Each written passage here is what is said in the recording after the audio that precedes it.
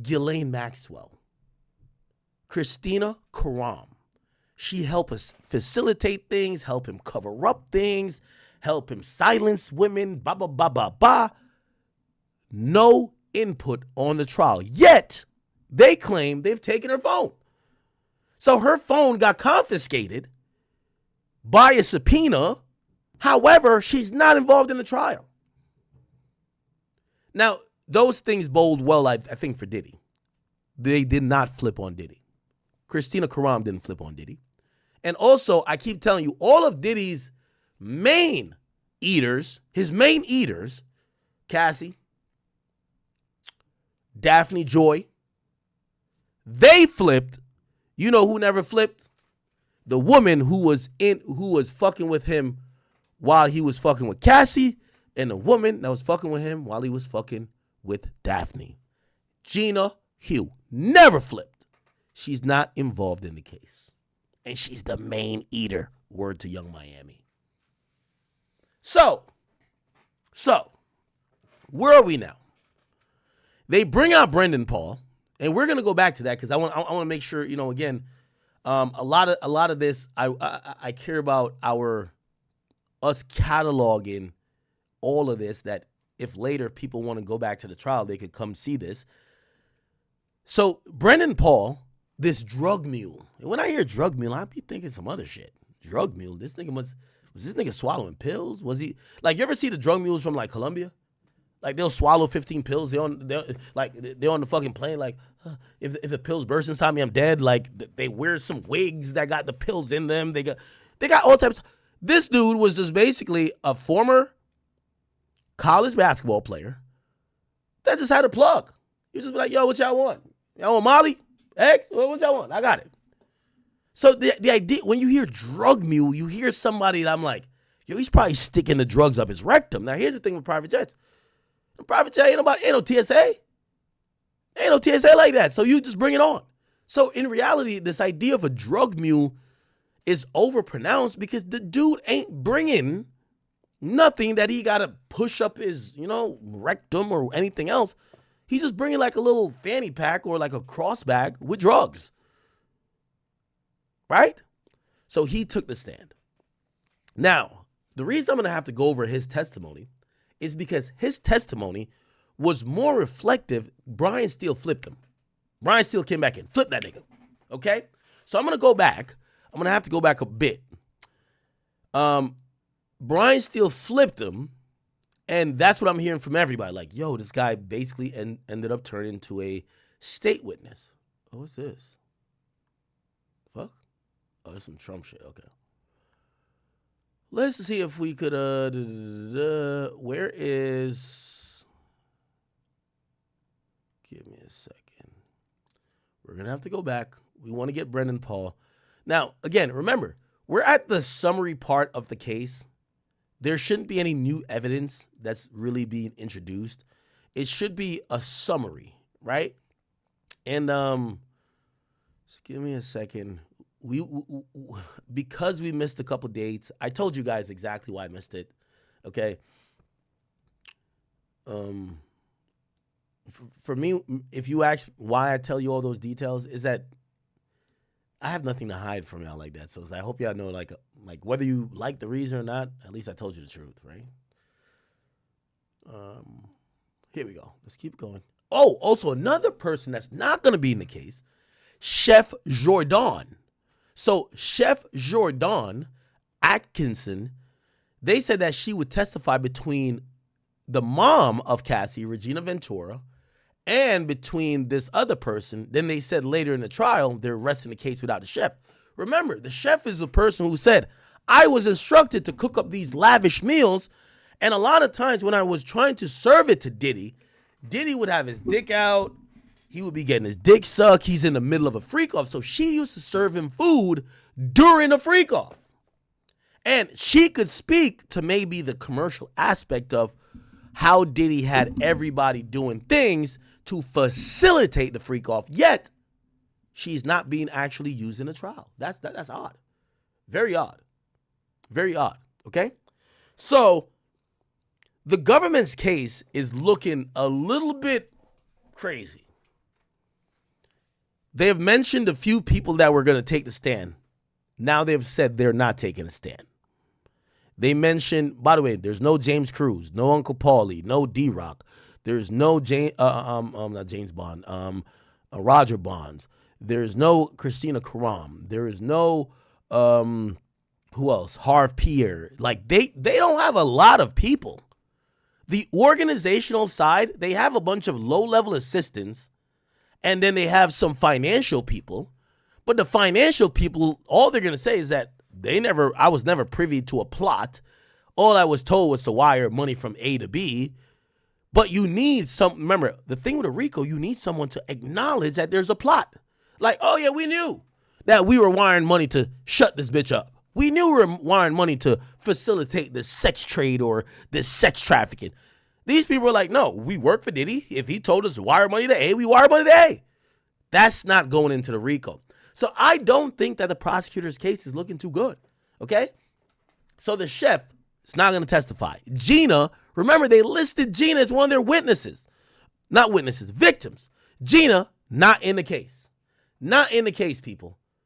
That is very surprising. Okay, so let's keep it going. All right, so I'm going to get you guys to Brendan Paul. I know we missed this, so we're going back like 2 days ago at least. Give me a second. We want to make sure we get his whole testimony. By the way, I know some of y'all want me to speak on some Iran and Israel shit. I ain't got nothing to say about that bullshit. Okay. All right. Okay.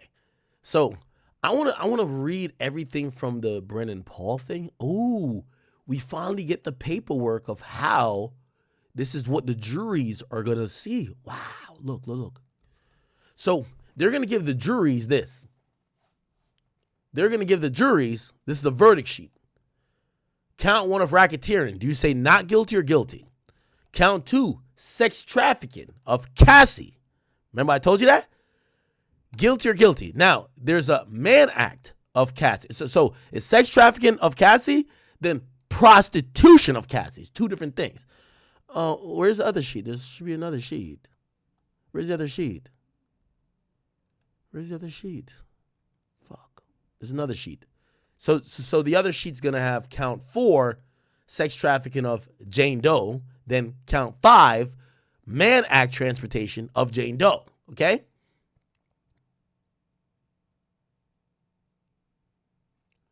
Okay.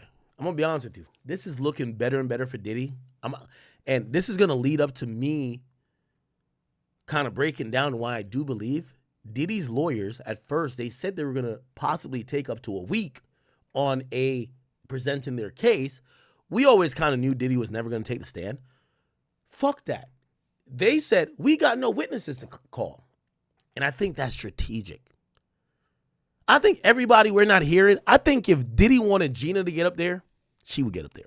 I think if Diddy wanted D-Roc to get up there, D-Roc would get up there. I think if Diddy wanted Uncle Paul to get up there, he'd get up there. I think if Diddy wanted Harv Pierre to get up there, he'd get up there. I think if Diddy wanted Christina Karam to get up there, she'd get up there. Here's the problem. If the government is having a hard time even fully convincing everybody, like, you only really do the most when you feel like, oh, we're going into the fourth quarter down 12. We're going in the fourth quarter down 12. Maybe actually more than 12. 15, 20. We need some haymakers. I think what Diddy's saying is that this is a 50-50 trial. However, by the letter of the law and how they instruct the jury, is going to say if you have any doubt, you cannot say guilty.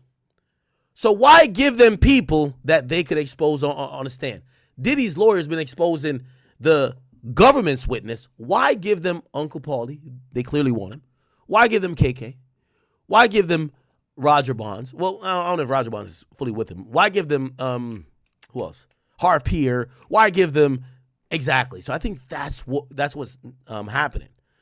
So I hate to jump ahead here, but Diddy's team is not putting any witnesses on the stand. There's no defense witnesses.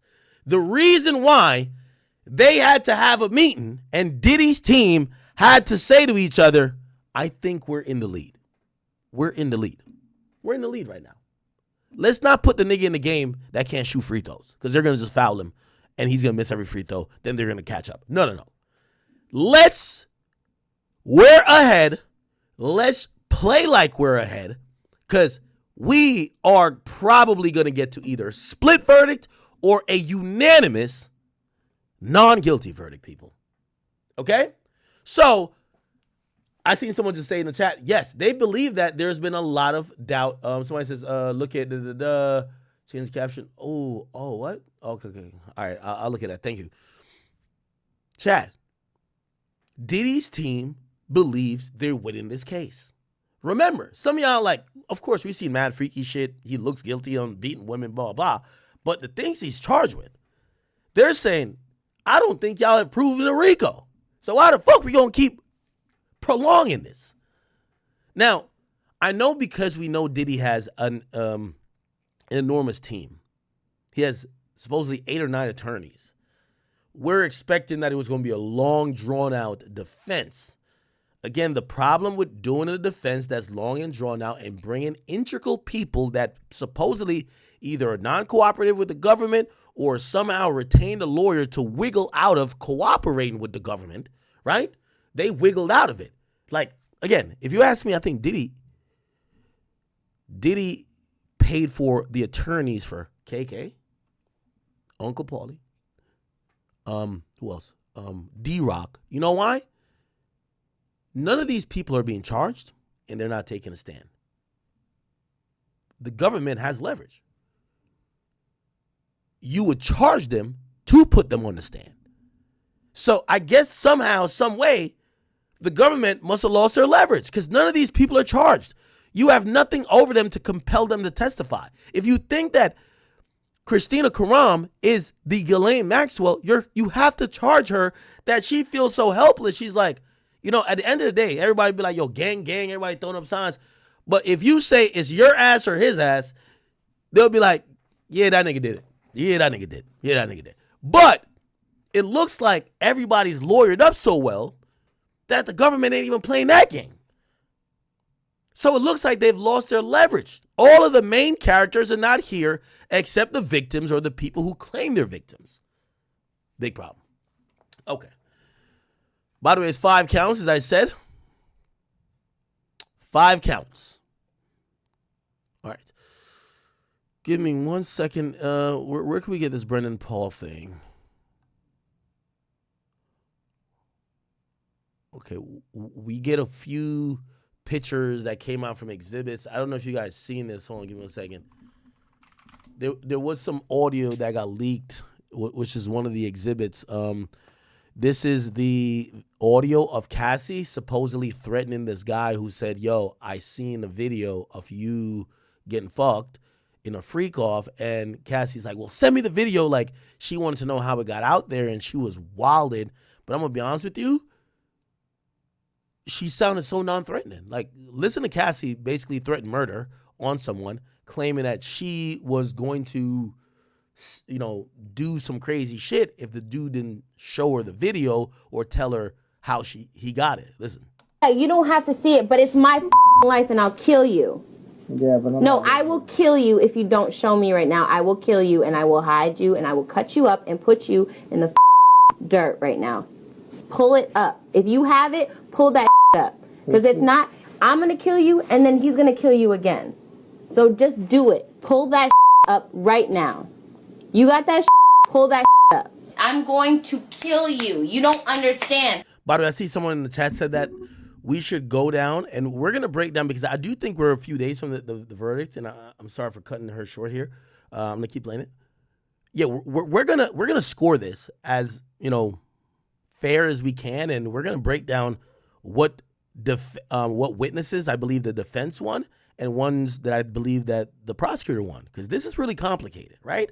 Again, at the end of the day, the jury is sitting there watching everything, but I do think it's going to be very interesting. I don't give a I've never killed anybody in my life, but I will kill you because you're with me. You're with me in my life right now. If I saw a video of you doing anything that you didn't want people to see, I would show you the video so you could tell me what the happened. You're playing games with me, telling me you saw some.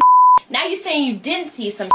You're with me. I'm going to you up. I don't think you understand. And it's not going to be my hands, and it's not going to be blood on my hands. Someone else is going to do it. So you have to tell me right now, and I'm recording this whole shit. FYI, so Cassie recorded this. So Cassie probably felt like, she was getting extorted. She's trying to jump ahead of it because someone hits her up saying, I have a video. Remember, she later tells everything to Puff because she wants Puff to handle it. But she's also, you can tell, she gives a fuck. She absolutely gives a fuck about her depiction in all of this, right? Tell me what the you're talking about. Because this is not cool. We're not playing. I'm not playing with you, Sujit. Like, you saw some Yes, you're my brother. Be my brother and tell me what you saw. Okay, so this guy's being elusive to the point that Cassie thinks that he's part of the play trying to get some bread or trying to do whatever with it, right? And she's saying, yo, you're my brother and shit like that, but tell me what the fuck is on the tape. Tell me what the fuck you saw. I didn't know. How'd you get it? How'd you see it? And she's basically saying, yo, if this was you on a video, you do the most to, like, get this shit handled. I'll do the most. I'll fucking kill you. I'll do whatever. I'll get somebody else to do it. And she's kind of talking up herself, but she also even alludes to, then after I kill you, I'm going to get Diddy to kill you. You're going to be able to find it? Yeah, you don't have to see it, but it's my life and I'll kill you. Okay, by the way, thank you guys for the donations as well. Live from the deck, thank you for the 5. It says, which sides will give closing arguments last? Now, sometimes it differs within state and federal court, but in federal court, this is how it works. When it comes to closing arguments, the prosecution goes first and they get the last word. Why? The burden of proof is on the prosecution. This is why they go first and they end last, which means the prosecution delivers closing arguments.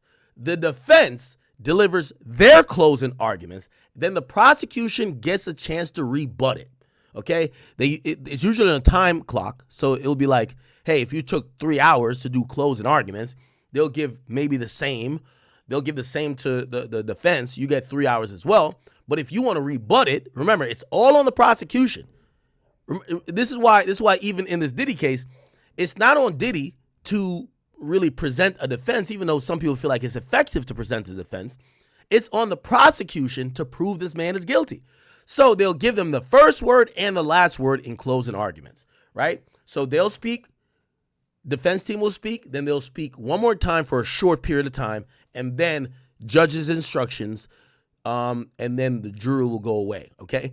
Now, before all that happens, they're going to have these meetings to kind of dictate what type of verbiage, what type of exhibits, what type of things that the jury could see that they're not scrambling in the last minute, but they're going to argue about that, which I believe is going to happen. They might even send the jury home early before just to argue for half a day to be like, yo, you can't show them this exhibit. They can't see that. Yo, you have to give them adequate instruction about blah, blah, blah, blah, blah in understanding the charge prior to them going into that room, because also it's an argument of, imagine you get into the room, you're arguing, and now, these are 12 people that's arguing, and you're like, whoa, da-da-da-da. Well, I need a clarification on that. Certain things the judge can't give you a clarification on, and that's all kind of like negotiated or agreed upon before they go into the room.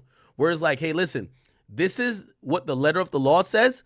If they need any more clarification on that, because sometimes the jury, like for example, in the Y&W Melly case, there was a possibility that they said if the jury wanted to go see the car that was shot up, it was a possibility. Remember the Y&W Melly case, he kills his friends in the car.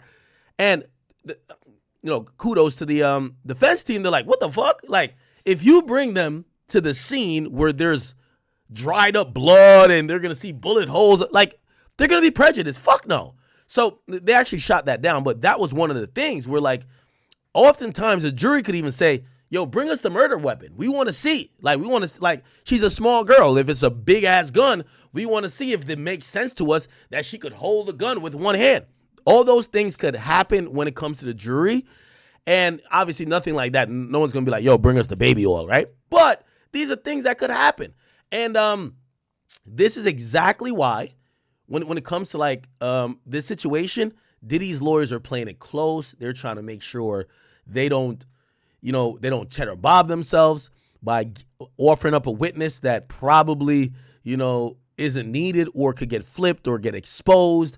And also making sure the jury is going to have adequate instructions that they know exactly what they're voting for and that they're not voting off emotion, because that's the big thing, right? You've listened to this entire trial. You've seen 55 videos and 12 people testify that Diddy was beating these women. So you think Diddy's a really bad person, which shit, I mean, if you keep hearing about his abuse, of course he's a bad person. But he's not on trial for that. You need to take your emotions out of it and vote based on what he's charged with, right? Let me keep playing this. Yeah, but no, I will kill you if you don't show me right now. I will kill you and I will hide you and I will cut you up and put you in the dirt right now. Pull it up. If you have it, pull that up. Because if not, I'm going to kill you and then he's going to kill you again. So just do it. Pull that. Okay, so to answer that question live from the deck, we're going to have Diddy's, we're going to have the prosecution give the last word. It's going to be time though, okay? Ruger Red, thank you for all the gifted. And somebody says, I changed that caption on the Kendrick verse. Stephen Victor corrected on your post. Oh, so thank you so much, brother. Thank you so much. Somebody says, who ripped up your passport, bro? I don't know. My ex's little boyfriend. I guess I don't know why my ex took my passport, but I needed it because number one, I was gonna go to the Toronto show, and so I needed my passport. Couldn't find it. I hit my ex up. I'm like, "Yo, you have my passport?" She says, "Yes." I'm like, "All right, I need the shit. I gotta go to Toronto. I'm going to the Kendrick show again." Then she says, "Yo, I'm gonna be honest with you. This guy I'm talking to was in his feelings and ripped up your passport." And I'm like, "What?" That's like a federal crime. I don't know what the fuck is going on with them. Nigga ripped up my passport. And anyway, that's another reason I didn't stream. Cause I had to get an emergency passport. Remember I told you I was going to Turks. I had to go to the passport office. I'm standing outside New York City, just standing in line for dumb long. Because this little emotional nigga, I don't know what the fuck she told him. The nigga sees my passport in her stuff and fucking supposedly cuts it up. One of those ones. It's all good. I got a new passport with the new braids. I'm looking good. It's good. But that was yo, who does that? Anyway. Who else? What?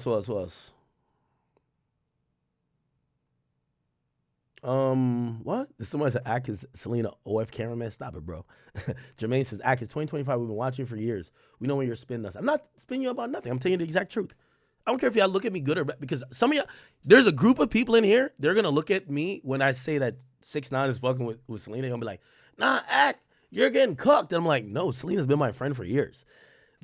She even asked me, she was like, "Yo, I don't know if you know, but I went to Orlando," because he had a show on there. I went to Orlando with him. This after I left Miami. She was like, "You don't mind if we're kind of back fucking with each other?" I'm like, "No, I don't give a fuck." You know what I mean? As long as you're not tying the story to Act, just keep doing y'all and keep having fun. I love it, right? But Selena's my friend. She's my friend, or not really she is my friend, but she's the greatest project I've had of any woman, right? Whereas at least I turned somebody into a millionaire, one person. They say Act don't make nobody. I definitely made her, right? So I don't care. All right. Big homie Ty, thank you for the membership. And it says, Act, you started this 30 days in March. Glad to have you streaming today. YB Massa, July 4th, we're lit. Oh, I can't wait. So I said, Ack, have you ever been held hostage? Let's not make this no streaming a habit. Okay. I wasn't held hostage. Miss Deb, hey, I love you, girl. She says, I was going to send the damn Army Brigade to find your ass. We missed you. And then Jermaine, he don't give a fuck. He said, Ack, stop taking off. I don't want to hear no fucking excuses. And I respect it. Okay, cool. So, all right, bet. I'm trying to find Brendan Paul. I'm trying to find his thing. Right. Call Nikki. Okay, we'll talk about Nikki and Jay-Z. Brother, I'm gonna tell you, I had posted something online and I said, Nikki, stay yo, not to fuck with Jay. And it's not necessarily fucking with Jay, because I don't think Jay is this terrible person. But I think the brand of Roc Nation is probably the worst thing that's ever happened to hip hop, because they have the most likable or one of the lovable hip hop aficionados and legends that we have, Jay-Z, that's the face of it, but they do nothing but fuck with other black artists. I've never heard them fucking with the white artists, ever. You feel what I'm saying? Like, all they do is, like, they're trying to create a monopoly. Like, they want to be, Roc Nation wants to be Live Nation. You know how Live Nation is with touring? You can't really tour without Live Nation. Like, trust me, they will fuck your whole shit up. Trust me, I told you they did this to Sexy Red, Moneybagg Yo, and even Lil Baby, and they were trying to strong arm Rod Wave. I know this personally. I'm talking to these people's teams. That's what Live Nation is. Roc Nation, which is a subsidiary of Live Nation, because they got a deal that's under Live Nation, they want to do the same thing to hip-hop, but they want to do it with all artists. So, like, it's funny because Jay-Z talks all this, like, he loves artist shit, but his label and conglomerate bully artists, they do the worst things to artists. Like, everything, I remember I told you everything about Bobby Shmurda. Go watch his fucking Vlad interview. I feel like I'm going off topic, but go watch his Vlad interview. Just go watch his Vlad interview if you thought I was lying at all. Yo, Bobby Shmurda's career got killed by Roc Nation, my nigga. Like, this is why you got him lining up and doing all this weird stuff on Instagram, because Roc Nation killed his career. Roc Nation, he was going broke. Roc Nation, because Epic wouldn't give him no more money because he was locked up for years. There was this hole in his contract. Roc Nation's like, we're going to manage you. We'll give you some bread. He needed bread. We'll give you some bread, blah, blah, blah, blah. All we need you to do, you have to help us force your way out of Epic Records contract. Bro, Epic Records is the premier rap label on Sony. Like, you think Sony's trying to get bullied by motherfucking Roc Nation? So they're like, all right, we're not going to go to war with you, but fuck Bobby. Like, we'll just sacrifice his career. So Bobby became a sacrificial lamb, all because of Roc Nation. And if y'all ever think I'm lying about any of these things, this is what I be trying to say. When people be talking about Roc Nation, I'm not talking about the right shit. You have to talk about the right shit. If y'all don't talk about the right shit, look, Roc Nation, go watch his Vlad interview. He's giving it up on there. Look. Quavo's there to pick you up. Quavo picks me up. Right. Yeah, I told you the situation.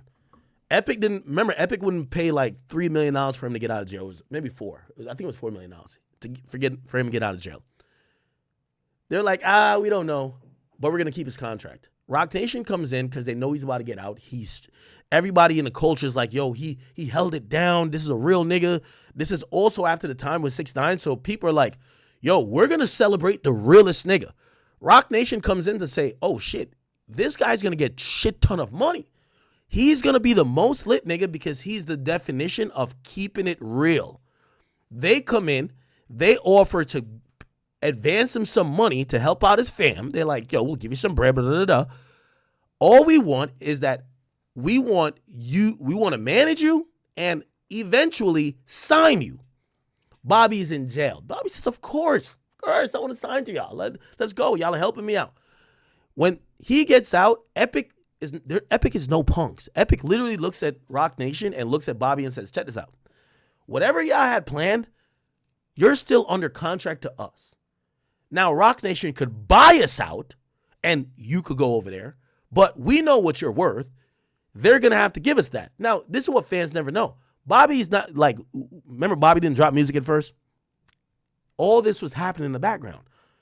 Roc Nation, and this is why I say they're bullies, they didn't want to pay Epic what they should have paid him.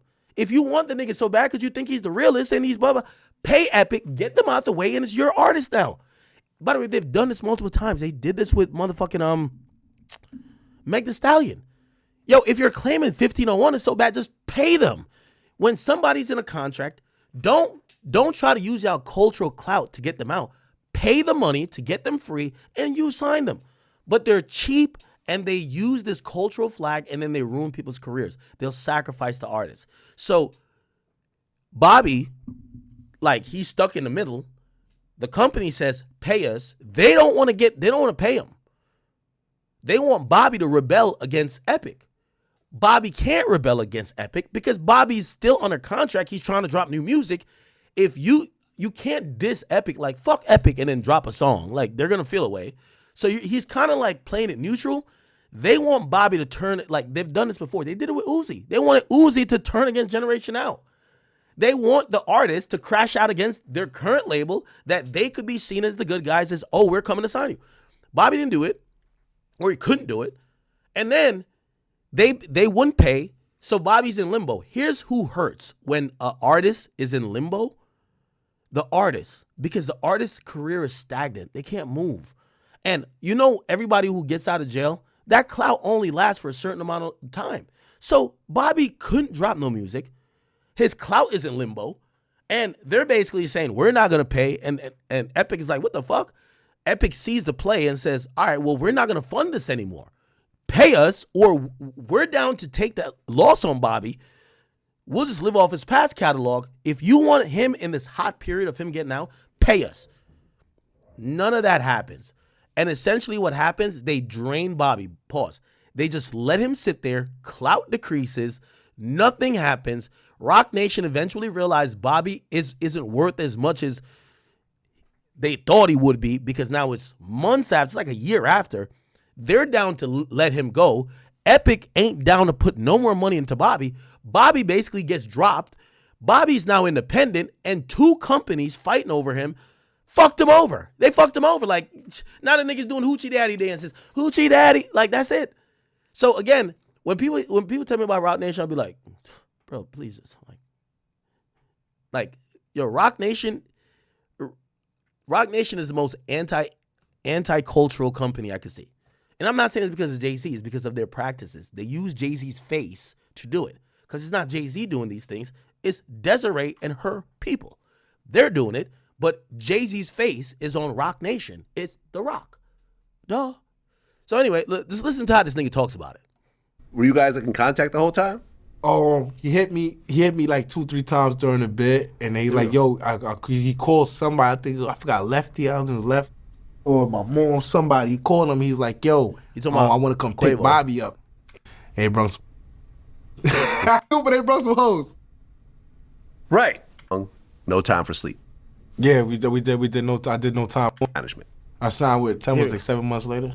Right. And around that time, you signed with Roc Nation Management. I signed with Roc Nation. Roc Nation. Brother, it's not me saying this. This is fucking documented. Why is Bobby Shmurda? Do y'all remember when Bobby Shmurda was putting on all them fucking hats with the fucking plane on it? Bobby Shmurda, Roc Nation hat. Y'all remember that? If y'all remember that, the nigga he came home, they put on a hat on him as soon as he went up to the office saying he was a Roc Nation property, and you never heard nothing more about him. Shit, I don't know if I can find it. But I remember, like, he went to the joint, and they put on a Roc Nation hat on that nigga. I don't know if y'all remember. It's going to take me a while to look for it. It's just not worth it to stop the stream. They put on this fucking hat right here. This little thing right here. They put it on him, and they gave him like a little gift bag. Like, nah, yo, it's The Rock. He's over here doing all this dumb shit. Then they killed his fucking career because they were cheap. They didn't want to pay for him. They killed his career. So Bobby's now, like, beefing with hookers in Miami and doing all type of dumb shit, with all due respect, and getting called out for not being able to book tours. Yeah, because Sony, the major label, Roc Nation is not a major label. Sony, Music Entertainment, Epic Records, who signs Future, 21 Savage, and all them other people, they do big business. They realize that Bobby is a tug and war, and they're like, okay, fuck it, we'll just blackball you. We don't give a fuck about you. Let Roc Nation get it popping with you. Then Roc Nation, when they had to realize they have to spend their own money to get him hot, they said, you ain't that important. They dipped. Suckers. I'm sorry. This is some sucker shit. I'm sorry. I'm drunk. And then y'all got to also ask yourselves, why is everybody scared to talk about Roc Nation? Look, he just said Roc Nation. He called it Op Nation. Then he has to, oh, my bad, I forgot. Nobody could talk directly about him. Why? Just do the math. Roc Nation. Yeah, 7 months later. Right. And around that time, you signed with Roc Nation Management. I signed with Op Nation. Roc Nation. I'm sorry. I'm drunk. Yeah. Who the fuck gave you Hetty? Yeah. Well, I remember you were talking about you had a conversation with Jay-Z after signing to Roc Nation. Yeah. How did that go? Huh? Didn't he tell you like you were just into too Look at this nigga. You could tell spooked when you see it. Look at him. much drama or something like that? Or? Nah, he ain't telling me that. I don't want to talk about Jay-Z. Okay, fair enough. look at this man's eyes. And that's all I'm trying to tell you. If we talk about black excellence and all this good shit, you should never have to talk about a black man's company and be this fucking like, whoa. This is how we talk about Michael Rubin and like white party shit and all these other people that we're calling colonizers and shit like that.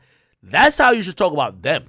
You should be talking about the white executives that's supposedly doing crazy shit. You shouldn't be talking about a nigga from Marcy Projects and you're from New York and his company. When you talk about him, you're like kind of scared. Yeah, he's fucking scared because Jay-Z basically killed his fucking career. Not Jay-Z, but like Jay-Z's company, right? Because I don't think Jay did it himself. It's his company operating on his face.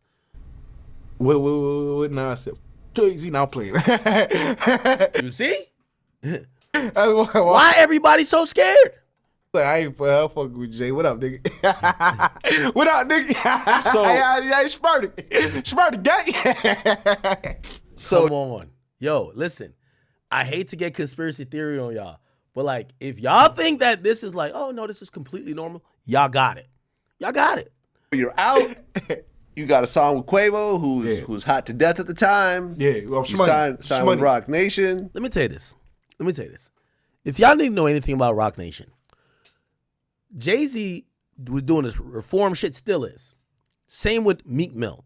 Meek Mill brought Dream Chaser Records over there. Why Dream Chaser Records not on Roc Nation? If Roc Nation is so cool and so great. A nigga who would do his own man's dirty, what do you think he would do to a nigga he don't give a fuck about? Now again, I'm not blaming this on Jay. I'm saying this is how the company moves. Roc Nation moves like a company that is not a cultural company. They move like a company that is using and finessing their cultural equity because of Jay-Z to sabotage, violate, steal artists, and get what they want. That to me is some crazy shit. And I'm showing you the living examples of people who got affected by it. I'm not making this up. Go talk to Bobby Shmurda. Go talk to Lil Uzi. Go talk to Meg Thee Stallion, even though she still fucks with him. But the only reason why she still fucks with him, they're going to go dumb hard for her because of this Tory shit. Like, they know the most thing she care about is to make sure Tory is. They're going to handle that for her. So she ain't got the beef with her like other people had with them. But any other artist that's only about career, just look what happened. You know, everyone's happy to have Bobby Shmurda back home. I mean, how did it feel? Did you do all 7 years or? I did 6 jet. I had like 7 bitches on a jet. It just be like that, son. Nigga don't be gay, nigga just crazy, bro. Okay. And I got a 70-year-old lady running my label, and I love her dearly. Now you talking about the label stuff. Well, by 2022, you started being vocal about your issues with Epic. You said and I'm telling y'all what the issues is. Epic did hold him in a contract. Epic held him in a contract. That's a fact. But Epic basically said, y'all don't have the like, this is how business works. If you sign a basketball player, and let's say they were injured or they went to jail, but you still have contractual rights to them. Someone else can't just come underneath you and just be like, well, they're mine now. No, pay me my money. It's the same thing with Caribou and Yachty. Caribou, you could go do whatever you want to do. Just pay Yachty his fucking money. He signs you. You're still on the contract. You want to get out, go do whatever you want with whoever else. Pay the money. This is how regular industry shit works. Here's the problem. Roc Nation don't want to pay. You can't be cheap and be bullies. Like, come on now. So when Epic realized that, Epic says, oh, y'all trying to bully us and y'all trying to think y'all going to use cultural shit. All right, freeze on Bobby. Bobby's on the shelf. We don't give two fucks about Bobby anymore. Roc Nation, they don't care because they're playing chess. They're like, we could either pay the money or we could just be like, all right, we'll lose this battle because there's other battles they're fighting. Roc Nation and Sony been going at it for a long time. So Bobby's just a casualty of war. The label's holding you hostage and you wanted to get out. You said, I got a 70-year-old lady running my label and I love her dearly, but doesn't want to let me go at all, no matter what I do. I've been signing them since I was 19. I did 6 years in jail trying to get off this label before I came home. You name one person in the industry, a label keeps signing in jail for 6 years. Yeah, I know. I made them more millions than they ever gave me Just let me go. You name me one person, they named held in jail 6 years. Listen, I still love you, baby. You know what I'm saying? You probably don't love me, but I still love you, baby. You know what I'm saying? I still love you. It's all love. You know what I'm saying? It's all love. They know what it is. Listen, it's all love. You are? I ain't got nothing but love for y'all. You know what I'm saying? Leave me alone. Look at Bobby, man. So hurt, and I understand, brother. I understand. Okay, my bad for going on that little tirade. Live from Texas, Bobby was easily supposed to have the biggest rollout in the plan. He was young, had a big case, did time, and held it down. Again, I keep trying to tell y'all, this is what happens when labels. It's so much politics and it's so much business. Music business, all about business. By the way, this is the $46,000 that Diddy paid for the damage to the Intercontinental Penthouse Suite. $46,000. Jesus Christ. Oh my God, this was loss and penthouse damages. What type of fucking are you doing? Wow. You know what's so funny with this being like a government exhibit? Like, oh yeah, here's the money that he lost. How is this proof of a crime? That Diddy fucks up hotel rooms? It seems like he's just having parties. Well, I guess if you're saying the parties are like, sex trafficking, but whatever. Well, I guess. All right, give me 1 second. I'm trying to get to this Brendan Paul thing. Here we go. Is it this? Cool. All right. I think this is it. Just trying to find. Okay, cool. So chat, just to let you know, we're going back a little bit. I know I missed some days, but,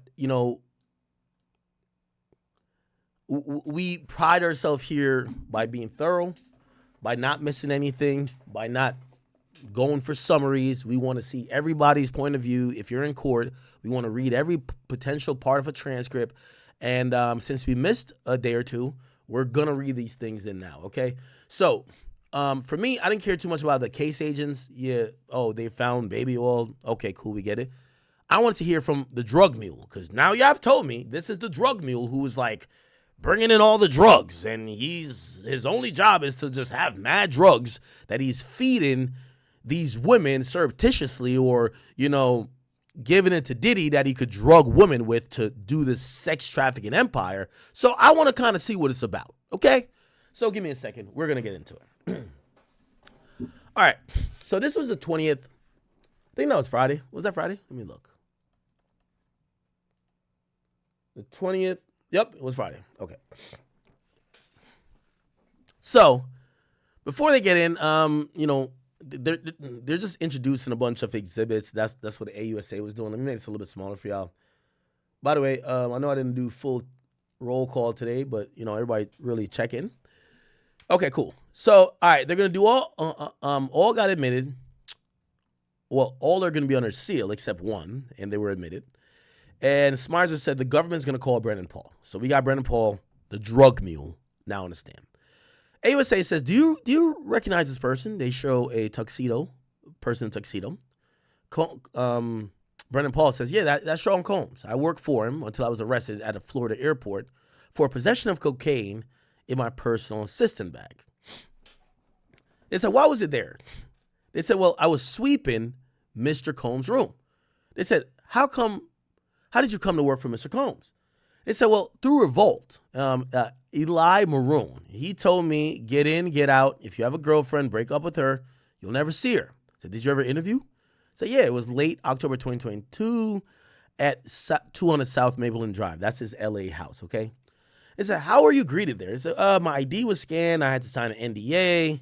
Frankie Centella and Christina Karam was there. I said, did they hire you? He says, yes. I would pack a lot of joints in the garage. They said, joints? He says marijuana, okay? AUSA says, when did you meet Mr. Combs? He said, KK came to the garage and told me to come to a listening party in the backyard and take notes. So what was KK's role? She was the chief of staff. She helped out with the family. They said, did KK use Mr. Combs' phone? He says, yes. So how many assistants did Mr. Combs have? Brendan Paul says at first 5, then 4, then 2, and given my college basketball background, I helped Mr. Combs with his workout. So who is this? This is that's Jonathan Perez. We've heard that name a lot. Saying, who is this? This is the butler. We've never heard this name. Frank Rodriguez. He said, what did Mr. Combs' butler do? He would stand next to Puff. He would give him water, chapstick, whatever he needed. Why does it sound like, what's that nigga name? Farnsworth Bentley. He always came off like a butler to me. Not an assistant, like a butler, right? Cool. He said, do you have group chats with KK? He says, yes. He said, turn to the binder and flip through it. He said, who is this? He says, that's Fahim. We call him Fa. So what was your salary? It was $75,000. Then it was $100,000. I got paid bi-weekly by Combs Enterprises. AUSA says, where did you live? Paul says, in an Airbnb in LA and Miami.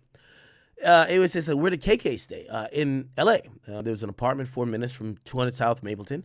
In Miami, in Two-Star Island. And they said, do you accompany Mr. Combs to paid club appearances? I said, yes. He would ask for $150,000, and they'd have to sell things for him. Wow. Diddy was getting $150,000 for a club appearance? Holy shit. That's a lot. Wow. So what did you do to stay awake? Well, I'll do prescription Adderall and sometimes cocaine. And so what was your job? To make sure that Combs was always happy. He'd say, I don't take no for an answer. He told us to move like SEAL Team 6. Said, Combs ever fire you? Yeah. I forgot his Lululemon fanny pack. What the fuck? I thought that was for females, chat. Lululemon? I thought that was for a female brand. I forgot his Lululemon fanny pack when he went on a walk. He said, I don't want to see your face anymore. Tell KK you're fired. So what would you do?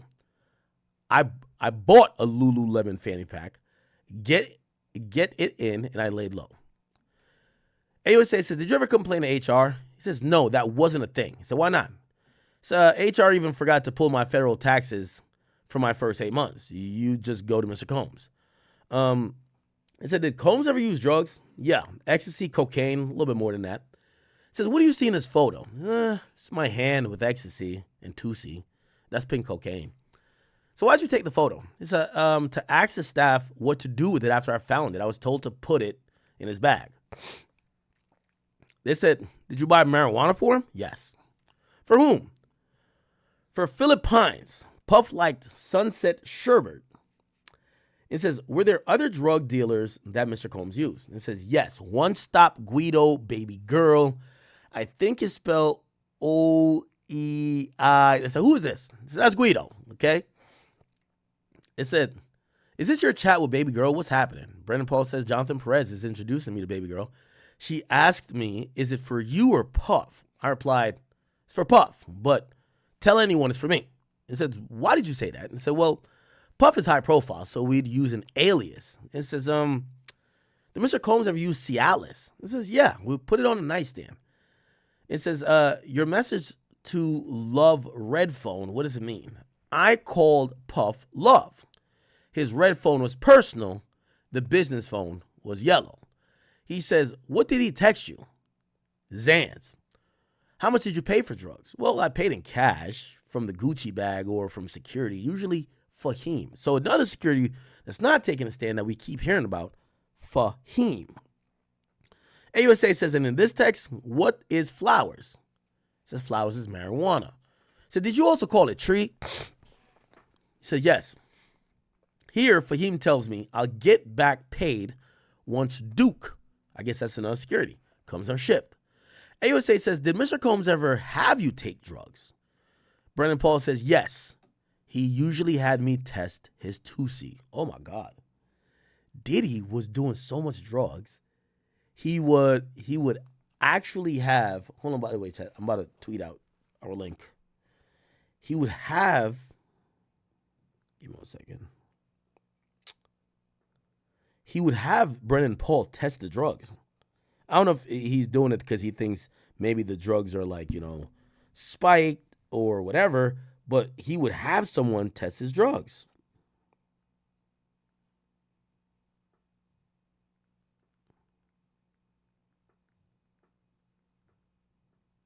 Sorry, Chad. Wow, okay. He says, yeah, it's a Testusi. He says, did you want to take it? I wanted to prove my loyalty. AUSA says, what were Wild King nights? That was Mr. Combs and his significant others. Hilarious, others. That was their drug and sex night, okay? Did Jane participate in Wild King nights? Yes. Did Mr. Combs' other girlfriends participate in Wild King nights? Not that I'm aware of. So remember, this guy, he wasn't around for the Cassie era. This is post-Cassie. So he's basically almost saying the only Wild King nights he knows of participation was Jane Doe. So maybe Gina never participated, even though Young Miami seemed to, insinuate that Gina was a participant. Okay. It said, who called them Wild King nights? KK. I just say he's going to hotels.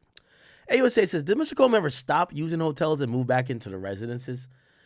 Paul says, yes, after the Cassie lawsuit. So after the Cassie lawsuit, he stopped using hotels. He would just do his freak-offs in the houses. So what did you do? He said, well, I would clean up after. He said, what does this say? That Jane is coming in, Brendan is setting it up, and it was a Wild King night, probably. I guess that was a text from KK. So where did you make the reservation this time? He says, well, we made it at Nobu. It says, where was this Wild King night at? This was at the Jane's residences. I wrote, I'm running to Walmart for them. KK says, Wild King mode activated or Gucci bag active? What did you say? Between the two. How did you know what to buy for Combs' Wild King night? We had a shared document in the notes app. It says, who was responsible for the Astroglide? Paul says it was the property manager. I didn't think 200 South Mapleton manager was good. So, photo. It says, I took the photo to show the manager how to lay out the Astroglide in her bedroom. How'd you put in for the cash that, because you paid for it? It says, Robin and TriStar, which I think this is the accounting company, they would pay him back. It says, did Mr. Combs contact you from Wild King nights? It says, yes, he would contact me by voice note or a FaceTime. It says, he'd call me to get a sex outfit, but he'd never call me back. He says, how did you usually clean up? He says, I wore gloves. He said, why? Sanitary reasons? Duh. The AUSA says, is this photo of the day of your arrest? It says, yes, it was March 25th, 2024. We were on a rented jet. AUSA says, the cocaine you were arrested with, whose was it? Was it Mr. Combs? Brian Steele says, objection. Sustained. Says, was it yours? He says, no. Was it Mr. Combs? Objection. Overruled. Mr. Combs? It says, Paul says Mr. Combs. What did you do after the arrest? So it was a diversion program, a drug treatment. No further questions. Here's the cross. So now I've heard a lot about this cross. Apparently, Brian Steele does, he does wonders here. Okay. Says you walked up to play. I guess walked on. You walked up to play basketball at Syracuse for iconic coach, right? Yeah. You played for UNC, but then COVID ended it, right? Yeah. You weren't just a drug mule, right? Objection from the AUSA. Overruled. I wasn't just that. Steele says, it was a minor part of what you did, right? Absolutely. Steele says, what about like personal use? The judge says, rephrase. He says, this is Steele. He's like, the hotel's night, were they work or were they like personal? And AUSA objects again. The judge says, rephrase. It says, okay. It was Mr. Combs and Jane. That was their relaxation, personal night, right? From your observation. Brendan Paul says yes. Did you see Jane Doe as hesitant in any of these situations? Brendan Paul says, I did not. He says, if you ever saw some non-consensual activity, would you have continued to work there? Objection. Sustained. Okay, you got to rephrase again. You wouldn't work for a criminal, would you? Brendan Paul says no. He says, do you care about your reputation? He says yes. You were arrested for 27 grams of cocaine. Barely personal use, right? It was a mistake, right? He says yes. Saying the case was dismissed? Yes. Did the drugs make Sean more focused? Says yes, he got extremely creative. As you sit here today, are you indebted to Mr. Combs?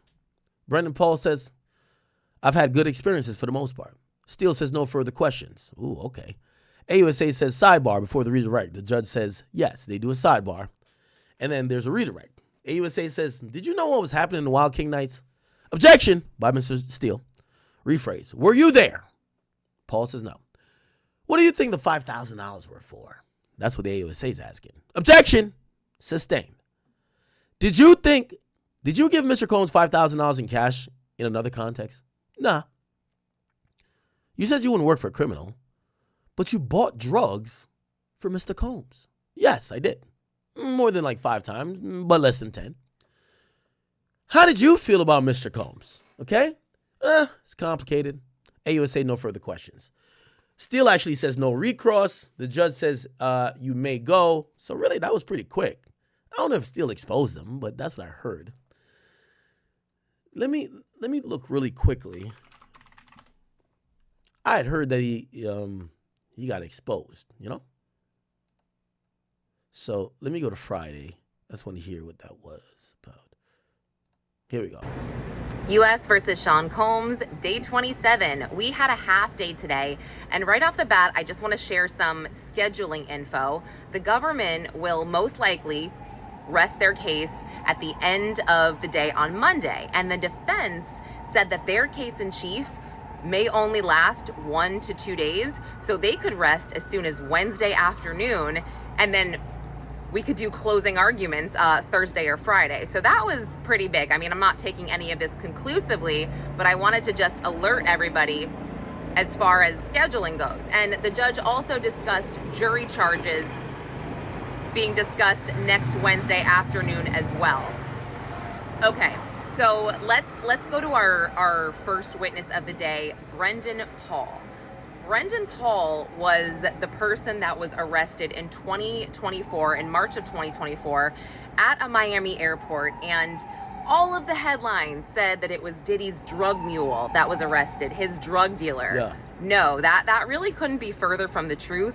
Brendan Paul was a personal assistant of Diddy's, and he's actually a pretty impressive guy. He went to Syracuse. He was a walk-on college basketball player. He even played in the NCAA tournament. I think it was in 2019. But he testified that he was arrested, and that's kind of what ended his employment March 25th, 2024. And what happened was he was cleaning one of Diddy's hotel rooms. He saw, I guess it was 0.07 of a gram. What is it? I don't even know how I don't know how to talk about drugs, but it was like 0.007 grams of cocaine, whatever that means. And he I thought it was 27 grams. Found it, he took it with him, and he forgot that he had it on him. So at the airport, when they searched him, they found it, and he actually did not snitch. He never said whose it was. And just skipping ahead a little bit, he did say he had a great lawyer, so he ended up getting those charges dropped. He did some community service. Oh, okay. So she's giving more context. It looks like he didn't really blame the drugs on Diddy, but he basically did admit that, like, he said he saw the drugs at the crib when he's cleaning up, and he picks up the drugs. But none of this says Diddy instructed, because you got to remember, this drug trafficking charge, it's not charged. It's kind of like pretty much one of the predicate offenses, right? That Diddy was instructing people to bring drugs. He's listed as, this is the infamous drug mule for Diddy. He's saying, nah, Diddy didn't tell me to do that.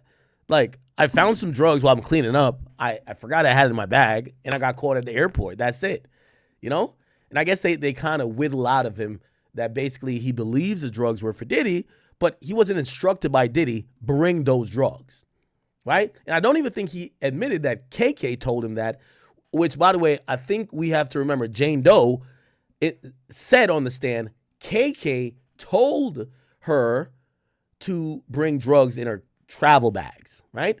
But Brendan Paul is not saying that. Service and took some classes and whatnot. But he testified that he had never spoken to Diddy since that arrest, and he hadn't seen him either. So he started working for Diddy at the end of 2022. So he worked for him for about 18 months, let's say. And he talked about some of his duties, which were just organizing Diddy's suitcases, doing Amazon returns, coordinating with the chefs. And he also said that he packed he packed a lot of I'll say that again. He packed a lot of joints in the garage. That was part of his duty. He also said that he did do some drug runs for Diddy, and he testified though that he only spent about between $100 and $500 for these said drugs, which could be anything from cocaine, ecstasy to prescription pills. He once was tasked to get Diddy Xanax, but he wasn't able to find it, but he said another assistant did. The government also asked him a lot about who he communicated with. Was it more KK? Was it other assistants? Was it Diddy himself? I think they were trying to bring KK in a lot as this alleged co-conspirator. He also talked about some of the travel booking. He brought up Jessica Ruiz, who we now know is the person that was in charge of travel. We've seen her name pop up a lot. And he testified that he worked between 80 and 100 hours a week. He made $75K to start, then made $100,000 when he left, and he set up hotel rooms for king nights a number of times, not a ton, and he cleaned up after these king nights as well. Again, a handful of times. He said that he wore gloves because it was a little bit unsanitary, probably slippery, I'm guessing, and he also said that when he first started, Eli Marone, one of the other assistants, told him that he should just use this job to get in and get out, break up with his girlfriend, and also don't expect to see your family and friends ever. And let's see. He talked about None of this is like giving crimes, right? only witnessing Diddy doing drugs maybe once or twice, and that one time Diddy asked him to do a drug. It was like K2, I think it is what it's called. Diddy was smoking K2? That's how you do it, right? Smoke it, right? Ain't that like some Florida shit?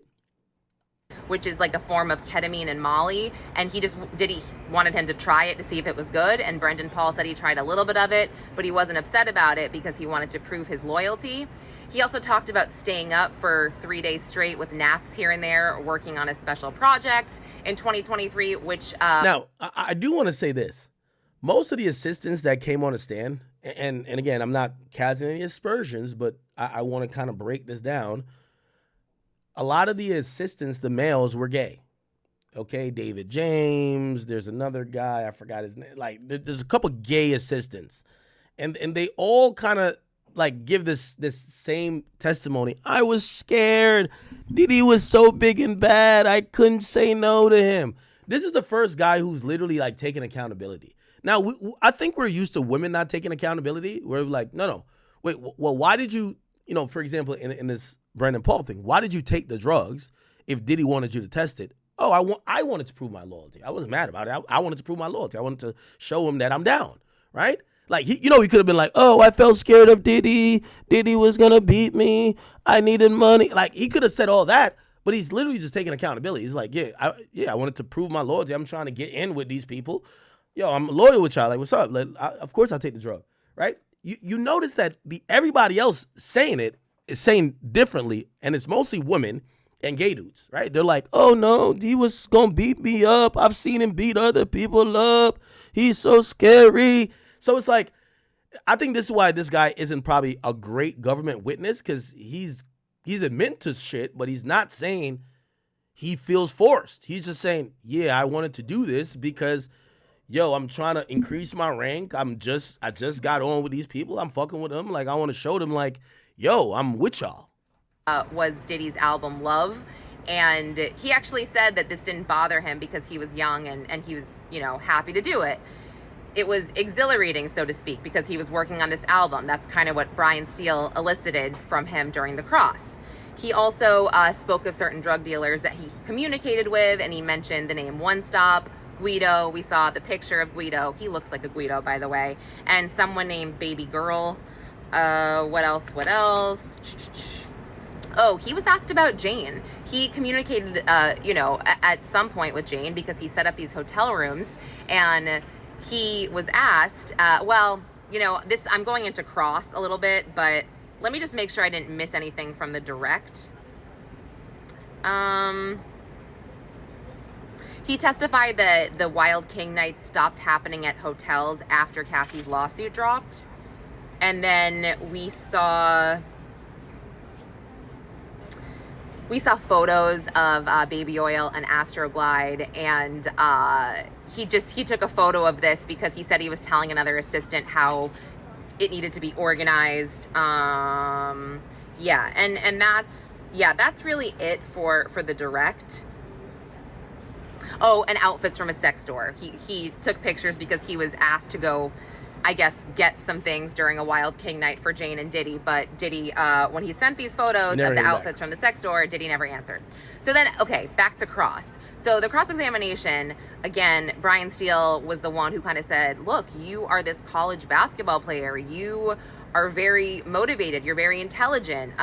You would not work for anyone who was a criminal. And he said, no, I wouldn't. And he just said, was there anything, or did you think anything illegal was happening in these hotel rooms for these Wild King nights? And he said, no, he just thought it was time for Diddy to have personal time and blow off some steam. Oh, in the direct examination, by the way, he did testify that he once, or he had to coordinate Diddy getting $5,000 to the hotel room for a Wild King night. So that'll be important for the redirect. But yes, so he said, nope, I didn't see anything illegal happening. I thought. So the Diddy and Cassie situation has been getting freakier and freakier by the day. The more and more I hear about these allegations, Diddy is a freaky man, the king of the freak-offs. And Cassie, you feel me? She was young, vulnerable. But like what Ak said, she could have left. Like, Diddy was not holding her. Well, this is what's hard for me. Allegedly, Diddy wasn't holding her hostage, but she said on the video that came out in the hotel where he hit her over and drug her back, she was trying to leave one of the freak-offs. And Diddy said, oh no, you're not going to leave the freak-offs. You got it. Yeah. Wait till the dude, bust a nut, allegedly. Then all over you, then scrape it off, go in the other room and rub it on my nipples. That's what he wanted. It sounds so crazy to say, but that's what Diddy wanted. Like, we seen him in the robe. I thought he was just fresh out the shower, but allegedly he was probably butt naked. I'm surprised there was no baby oil on her or him, or she wiped it off. That's why he was so mad. It was no baby oil on. Hey man, I genuinely feel bad for Cassie. I feel bad for her husband too, because he has to be in court and he's listening to all these things. And I don't really think Cassie's lying about anything. Like, Cassie just seems like a nice girl, probably like gentle, innocent, like, and she just wanted a career. Like, man, I'm struggling here because I want to be very, very honest about everything, like my point of view. I don't think Diddy was the best of best people, and I think everything he did to Cassie was wrong, and it was definitely manipulative and all that stuff. But like, is it sex trafficking though? Like, this is what he's charged for. Like, domestic violence, yes. Assault, yes. Like, probably a bunch of other crazy stuff, yes. But sex trafficking, bro, I don't know if you could say he was sex trafficking. But it's only day 2 of the trial. And I'm gonna be very, very unbiased about every single thing I say. It's day 2 of the trial. Diddy is he's there every day. They say that he's looking white as hell, he's gray as hell. He's, you feel me? They said he was looking at Cassie the whole time. But day 3, 4, 5, 6, 7, we don't know what's gonna happen. Maybe 2 weeks later, there might be someone else taking the stand, and we don't know how that's gonna go. Maybe like 3 days later, there's gonna be a new person taking the stand, and they just expose everything about Diddy. Like, we don't know fully everything Diddy's done yet.